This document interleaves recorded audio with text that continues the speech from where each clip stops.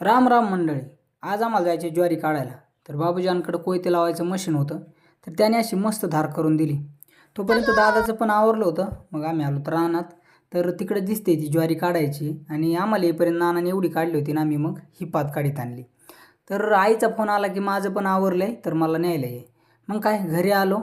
आई बोलली की भाकरी बांधेपर्यंत थांब. तोपर्यंत मग मी माझं थोडंसं काम केलं आणि रानात आलो तर तोपर्यंत झालं जेवण करायचं टाईम. मग काय, आता नोकरीवाल्यांच्या होतात कॉफी टाईम, टी टाईम, पण आपलं तसं नसतं. आपलं डायरेक्ट जेवण टाईम असतो आणि पाणी टाईम असतो.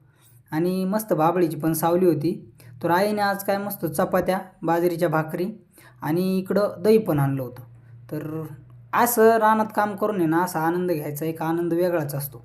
तर फायनली जेवण ते केलं, हात्यार घेतलं, वर्दी घातली आणि चला आता. तर यावर्षी ना ज्वारी जरा जास्तच पडली आहे, त्यामुळे उंदरांनी पण जरा ताप दिला होता. तर तेवढ्यात मला इथं दिसली काळी चिमणी. पण आता हिची राख आपण कोणावर टाकणार, त्यामुळे म्हणलं जाऊ द्या.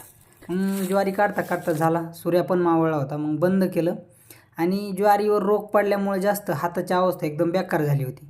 तर बाटकाचा बारा दिला माझ्याकडं, तो टाकला गाडीवर आणि आता आम्ही चाललोत घरी. तर असा होता आपला पहिला दिवस.